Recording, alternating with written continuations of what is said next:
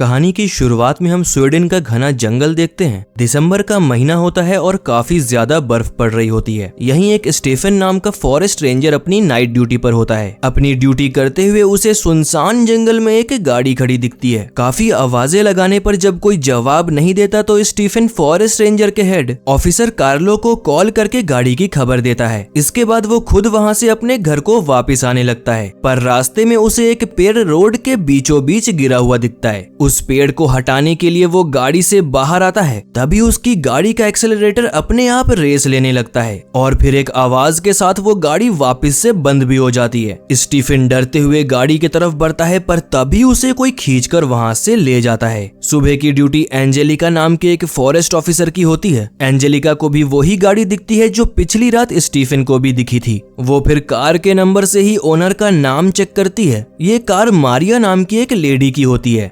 Angelica फिर अपने superior officer Carlo के पास जाती है और उन्हें बताती है कि मारिया की कार जंगल से मिली है। यहाँ वो कार्लो को ये भी बताती है कि ये वो ही मारिया है जिसका बेटा 2 साल पहले जंगल में गायब हो गया था। कार्लो लेकिन सर्च रेस्क्यू चलाने से मना कर देता है। वो कहता है कि 2 दिन बाद क्रिसमस है और मारिया के रिश्तेदारों की भी कोई कंप्लेन अभी तक आई नहीं है। वो कहता है कि अगर कंप्लेन आ गई तो ठीक है, नहीं तो 2 दिन बाद जब क्रिसमस ओवर हो जाएगा तब वो सर्च एंड रेस्क्यू ऑपरेशन चालू करेगा। एंजेलिका को लेकिन मारिया की चिंता सताने लगती है। ये स्वीडन के एक छोटे से गांव में रहते थे जहां ज्यादातर लोग एक दूसरे को जानते थे। एंजेलिका भी मारिया से पहले मिल चुकी थी, क्योंकि एंजेलिका 2 साल पहले ही मारिया के बेटे थियो को स्कूल ट्रिप पे जंगल के पास लाई थी। लेकिन थियो जंगल में कहीं खो जाता है और रेस्क्यू ऑपरेशन चलाने के बाद भी वो नहीं मिलता। एंजेलिका फिर मारिया के घर जाती है जहाँ सब कुछ बिखरा पड़ा होता है। वो देखती है कि मारिया तो अब तक अपने बेटे को भुला नहीं पाई है। मारिया ने जंगल की कई सारी मैपिंग की हुई थी जिसकी फोटोज उसके अपार्टमेंट में रखी हुई थी और देखने से ऐसा लगता था कि मारिया अब भी अपने बेटे थियो को ढूंढने के लिए जंगल में जाया करती है। खैर एंजेलिका उस घर से मारिया की मैपिंग्स और मार्किंग्स उठा लेती है और वहां से चली जाती है। अब हम विक्टर नाम के एक बंदे को देखते हैं जो कि एक डॉग हैंडलर हुआ करता था। उसके डॉग का नाम नोआ होता है। एंजेलिका यहाँ विक्टर के पास आकर बताती है कि मारिया घर से गायब है और उसकी गाड़ी जंगल में मिली है। विक्टर लेकिन रेस्क्यू के लिए जाने से एंजेलिका को ये कहते हुए मना कर देता है कि 2 साल पहले जो कुछ भी हुआ अब उसने उस वजह से रेस्क्यू करना छोड़ दिया है। एंजेलिका भी ये सुनकर वहाँ से जाने लगती है, लेकिन कुछ सोचते हुए विक्टर इस रेस्क्यू ऑपरेशन के लिए हाँ कर देता है। विक्टर एक क्लोजोपाइन नाम की दवाई लिया करता था। ये दवा दरअसल दिमाग की एक बीमारी सिजोफ्रेनिया में ली जाती है। इस बीमारी में इंसान अपनी ही एक दुनिया में जीने लगता है। उसे अलग अलग लोग दिखने लगते हैं और वो खुद से ही बातें करने लगता है। हमें यहाँ ये तो समझ में आ जाता है कि 2 साल पहले विक्टर के साथ कुछ गलत हुआ था। अब हम कुछ लोगों को देखते हैं जिन्हें एंजेलिका ने जमा किया था, जिसमें से एक तो खुद एंजेलिका होती है, दूसरा विक्टर होता है, एक आयशा नाम की फॉरेस्ट रेंजर होती है, वहीं एक पीटर नाम का आदमी होता है जिसे एंजेलिका डेट कर रही होती है। एंजेलिका इन लोगों को मारिया के अपार्टमेंट से लाई हुई चीजें दिखाती है। वो इन तीनों को मारिया की फोटो भी दिखाती है, लेकिन इन फोटोज में मारिया के साथ उसके बेटे थियो की भी फोटो होती है जो 2 साल पहले जंगल से गायब हो गया था। ये फोटो देखकर विक्टर कांपने लगता है और घबरा जाता है। इस चीज से हमें अच्छे से समझ जाता है कि 2 साल पहले रेस्क्यू ऑपरेशन के दौरान विक्टर के साथ कुछ गलत जरूर हुआ था। खैर एंजेलिका सबको बताने लगती है कि जंगल में कहां पर इन्हें क्या क्या मुसीबतें उठानी पड़ सकती है। वहीं मारिया के रूम से मिले फोटोग्राफ्स और मार्किंग के अकॉर्डिंग विक्टर इन सबको वो लोकेशंस बताने लगता है। खैर इन्हीं सब में 2 बज जाते हैं, पर जंगल और बर्फीला इलाका होने के कारण वहां मानो 2 बजे ही शाम हो जाती है। ये सब लोग छोटे मोटे जरूरत के इक्विपमेंट्स लेते हैं। वहीं विक्टर अपने डॉग को मारिया के स्वेटर की सेंट स्मेल करवाता है। इसके बाद एंजेलिका, विक्टर और पीटर ये तीनों ही उस डॉग के पीछे जंगल में आगे बढ़ने लगते हैं। वहीं आयशा जंगल के बाहर फॉरेस्ट रेंजर के कैंप में इन तीनों के साथ वॉकी टॉकी के साथ संपर्क में होती है। आयशा देखती है कि मारिया मारिया के सामान में कुछ बहुत ही अजीब सी ड्राइंग्स भी होती हैं। इन तस्वीरों की डिटेल जब आयशा एंजेलिका को वॉकी टॉकी पर बताती है तो एंजेलिका बोलती है कि ये तस्वीर एक केव रेत की हो सकती है। वो कहती है कि ये केव रेत और कुछ नहीं, बस पुरखों से चली आ रही एक मनोरंजन की कहानी है। दूसरे शहर से जब कोई इस जंगल में आया करता था तो गांव के लोग उन्हें जंगल में केव रेत होने की बात बोलकर डराते थे। वहीं दूसरी कहानी ये भी थी कि सालों पहले एक कंपनी वर्कर्स को जंगल में लोहा और बेशकीमती पत्थर निकालने भेजा करती थी, लेकिन धीरे धीरे वो लोग जंगल से गायब होने लगे। फिर वो कंपनी वालों को जंगल में उस केव रेत का पता चला तो उस कंपनी का फोरमैन उस जंगल की रेत को किसी चीज की बलि दिया करता था। बदले में वो केव रेत इन वर्कर्स को उस जगह का बताती थी जहाँ बेशकीमती पत्थर दबे होते थे। ये सब बताकर एंजेलिका कहने लगती है कि खैर ये सब बस कहानियां हैं जो कि लोग कई सालों से एक दूसरे को जंगल से डराने के लिए करते आए हैं। यहीं देखते ही देखते शाम के 6 बज जाते हैं और इस इलाके में बस 4 घंटे ही रोशनी हुआ करती थी। ऊपर से ये लोग घने जंगल के अंदर होते हैं जिससे यहाँ 6 बजे ही काफी ज्यादा अंधेरा हो जाता है। पीटर यहीं टॉयलेट करने के लिए थोड़ा दूर चला जाता है और एंजेलिका विक्टर से बात करने लगती है। विक्टर बताता है कि 2 साल से वो जंगल में नहीं आया, इसलिए कहीं ना कहीं उसकी ठंड की आदत छूट गई है और उसका हाथ सुन पड़ने लगा है। एंजेलिका विक्टर का हाथ देखने लगती है और ये चीज पीटर देख लेता है। दरअसल पीटर से पहले विक्टर ही एंजेलिका का बॉयफ्रेंड था और ये बात पीटर को पता थी, इसलिए ही वो इस सर्च एंड रेस्क्यू में विक्टर और एंजेलिका को लेकर इनसिक्योर होता है। खैर विक्टर वहाँ से उठकर यहीं आसपास देखने लगता है, तभी उसे अपने आसपास हलचल महसूस होती है। वो घबराकर इधर उधर देखने लगता है और तभी उसे थियो दिखाई देता है, लेकिन थियो तो 2 साल पहले जंगल में गायब हो गया था। विक्टर भी उस बच्चे के पीछे जाने लगता है, लेकिन तभी विक्टर एक खाई में जाने से बच जाता है। वो रेडियो पर किसी जानवर के दिखने की बात बोलकर पीछे मुड़ता है और तभी एक अजीब सी औरत उसे दिखाई देती है। ये देखकर वो काफी ज्यादा घबरा जाता है और सीधा खाई में जा गिरता है। पर तभी विक्टर की चीख सुनकर पीटर और एंजेलिका भागकर यहाँ पर आते हैं और विक्टर को बचा लेते हैं। विक्टर बताता है कि उसने अचानक यहाँ पर किसी औरत को देखा था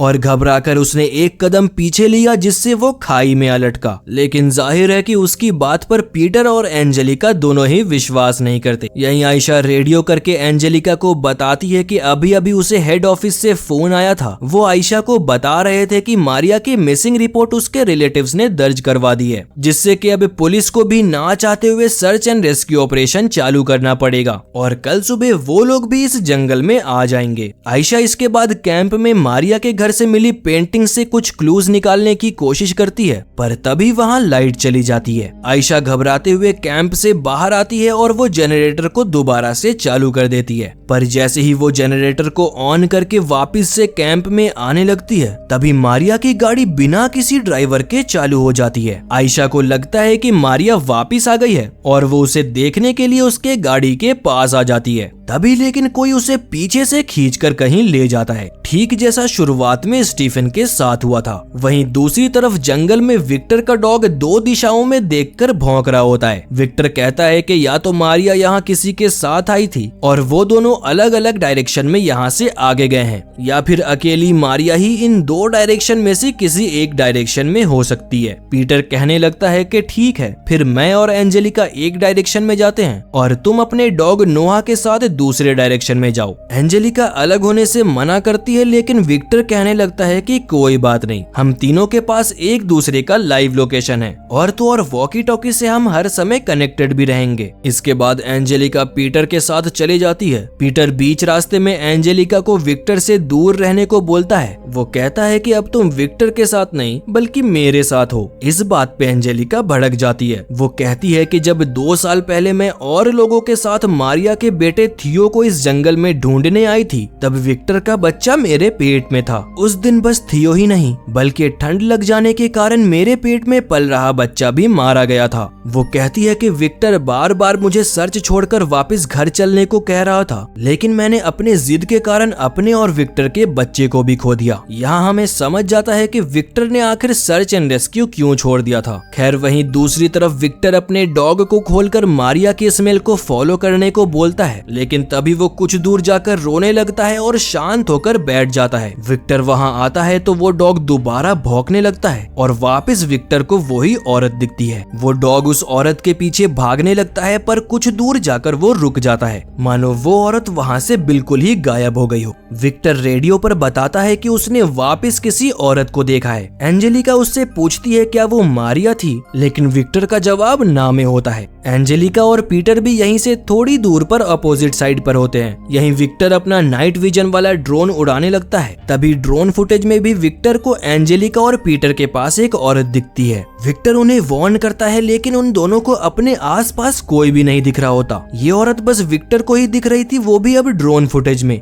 विक्टर अपना ड्रोन थोड़ा नीचे करता है, तभी वो औरत उस ड्रोन को तोड़ डालती है। विक्टर इसके बाद वापस एंजेलिका के पास आने लगता है और तभी उसे थियो दिखता है, लेकिन थियो तो 2 साल पहले जंगल में गायब हुआ था। विक्टर को लगता है कि ये उसे उसके बीमारी के कारण दिख रहा है और वो दवाई लेने लगता है। तभी वहाँ पीटर आ जाता है और वो विक्टर को ये दवाई लेते देख लेता है। एंजेलिका को लेकर पीटर विक्टर से वैसे ही जलता रहता है। पीटर यहाँ पर विक्टर को सुनाने लगता है। विक्टर को जलाने के लिए पीटर ये भी बोल देता है कि मुझे ये भी पता है कि आखिरी बार जब तुम इस जंगल में आए थे तो उस वक्त बस थियो ही नहीं बल्कि तुम्हारा और एंजेलिका का बच्चा भी मारा गया था। ये सुनकर विक्टर गुस्से से भर जाता है और वो पीटर को मारने लगता है। तभी वहाँ एंजेलिका भी आ जाती है। पीटर यहाँ एंजेलिका को विक्टर की दवाई दिखाकर बोलने लगता है कि ये दिमागी बीमार है और ना तो इसे कोई औरत ही दिख रही है। ये सब बस इसके बीमारी के कारण इसके दिमाग में चल रहा है और ये हमें यहाँ किसी औरत के दिखने की बोलकर इधर उधर जंगल में भटकवा रहा है और तो और अपनी बीमारी के कारण ये खाई में गिरते गिरते भी बचा है। एंजेलिका भी ये देखकर गुस्सा हो जाती है। खैर इसके बाद ये लोग जंगल से बाहर जाने लगते हैं। अब ये लोग बाहर आ ही गए होते हैं कि तभी इन्हें पेड़ के ऊपर कुछ मार्किंग्स दिखती है और ठीक वैसे ही मार्किंग्स मारिया के ड्राइंग्स में भी होती है। एंजेलिका इनसे वापस उस रास्ते पर चलने को बोलती है। पीटर यही मना करने लगता है कि विक्टर वैसे ही बीमार है और वो अजीब चीजें देखने की बात कर रहा है। दरअसल पीटर को खुद भी अब इस जंगल से डर लगने लगा था और वो विक्टर का बहाना करके मना करने लगता है, लेकिन एंजेलिका वहाँ अकेले ही जाने लगती है जिससे मजबूरन पीटर को भी एंजेलिका के पीछे जाना पड़ता है। कुछ दूर जाकर इन्हें जंगल में एक घर दिखता है। वहाँ देखकर ये समझ जाते हैं कि ये वही जगह है जहाँ लोग केवरेत को खून चढ़ाया करते थे और बदले में वो इंसानों की मदद किया करती थी। पीटर ये सब देखकर डरने लगता है और वो बार बार वापस चलने की जिद करने लगता है। यही सैकड़ों साल पुरानी पेंटिंग्स देखकर ये समझ जाते हैं कि केवरेत को किसी जानवर की नहीं बल्कि इंसान की बलि दी जाती थी। तभी विक्टर को वापस से मारिया का बेटा थियो दिखने लगता है और वो कांपते हुए गिर जाता है। ये सब देखकर पीटर और घबरा जाता है और एंजेलिका से वापस चलने को बोलने लगता है, लेकिन एंजेलिका जंगल से वापस जाने के लिए अभी मना कर देती है, जिस पर गुस्सा होकर पीटर खुद ही अकेला उस जंगल से निकलने लगता है। तभी कुछ देर बाद यहाँ से निकलते हुए एंजेलिका और विक्टर को आयशा की लाश दिखती है। उसे काफी बुरी तरह से मारा गया था। इन दोनों को अब पीटर का डर सताने लगता है और वो पीटर से रेडियो करके उससे वापस आने को बोलते हैं और खुद भी पीटर के तरफ जाते हुए जंगल से बाहर निकलने की कोशिश करने लगते हैं। तभी पीटर एक जोर की चीख मारता है जो कि इनके पास से ही आती है। ये दोनों पीटर की तरफ भागने लगते हैं, लेकिन ये पाते हैं कि पीटर भी एक गंदी मौत मारा जा चुका है। एंजेलिका ये देखकर अपना होश खो बैठती है, पर जैसे तैसे विक्टर एंजेलिका को संभालता है और ये लोग जंगल से बाहर आने लगते हैं। विक्टर यहाँ अपने डॉग पर जीपीएस लगाकर उसे गांव की तरफ जाने को बोल देता है, जिससे कि कोई इस डॉग के ऊपर लगा जीपीएस देखकर विक्टर को ट्रैक करके इन्हें बचाने आ जाए। वहीं जंगल से बाहर जाते हुए रास्ते में इन्हें वही केव दिखता है जहाँ पे केवरेत होने की बात की जाती थी। इन दोनों को वहाँ से कुछ हलचल की आवाज आती है और तभी कोई अंदर से एक दिल दहला देने वाली जोर की चीख मारता है। विक्टर और एंजेलिका अब जी जान से यहाँ से भागने लगते हैं। भागते भागते ही ये लोग अब जंगल के बाहर तक आ जाते हैं जहाँ एंजेलिका स्टीफन की कार देखती है। एंजेलिका को अब तक ये लग रहा था कि स्टीफन तो आज ड्यूटी पे आया ही नहीं, लेकिन सच तो ये था कि स्टीफन को भी पिछली रात उसके गाड़ी के पास से कोई खींचकर ले गया था। खैर ये लोग स्टीफन के घर की लाइट जली हुई देखते हैं और पीछे के दरवाजे से अंदर आ जाते हैं। विक्टर को वहाँ किसी के होने का एहसास होता है और वो ऊपर बनी कैबिन में चेक करता है। तभी एक लड़की चाकू से विक्टर पर हमला कर देती है। एंजेलिका मारिया को समझाने लगती है, तब कहीं जाकर मारिया शांत होती है। मारिया कुछ भी बड़बड़ाने लगती है। मारिया कहती है कि स्टीफन मेरे साथ गलत करना चाह रहा था, इसलिए मैंने उसे सिर पर मारा और भागकर यहाँ कैबिन में आकर छिप गई। लेकिन विक्टर को ये बातें हजम नहीं होती। वो कहता है कि बाहर स्टीफन की कार खड़ी है और तुम वो कार लेकर भी यहाँ से भाग सकती थी, लेकिन इसका मारिया के पास कोई जवाब नहीं होता। तभी अपने शक को और मजबूत करने के लिए वो रेडियो पे बोलता है। विक्टर देखता है कि स्टीफन का रेडियो भी इसी रूम में है और वो उसी चैनल पर सेट है जिसपे ये लोग रात भर एक दूसरे से कांटेक्ट कर रहे थे। विक्टर को यहाँ शक होता है और वो एंजेलिका को अकेले में बुलाकर बताने लगता है। वो कहता है कि मारिया रात भर हमारी बातें रेडियो पर सुन रही थी, अगर उसे मिलना होता तो वो खुद हमारे पास आ जाती। और तो और पिछले 18 घंटे में मारिया हमें कहीं नहीं मिली, लेकिन जैसे ही हम लोगों ने रेडियो पे बात करना बंद कर दिया वैसे ही हमें मारिया मिल गई। मतलब कि वो हमारी बातें सुन रही थी और जहाँ जहाँ हम उसे ढूंढने जाते वो हमारी बातों को रेडियो पर सुनकर उससे अपोजिट जगह पर चले जाती थी। एंजेलिका लेकिन कहने लगती है कि ऐसा कुछ भी नहीं है, आखिर मारिया ऐसा क्यों ही करेगी। खैर इसके बाद अब ये लोग घर से निकलने लगते हैं तो एंजेलिका विक्टर के बैग में थियो की टोपी देख लेती है। दरअसल हुआ यूं था कि 2 साल पहले जब ये लोग जंगल में थियो को ढूंढ रहे थे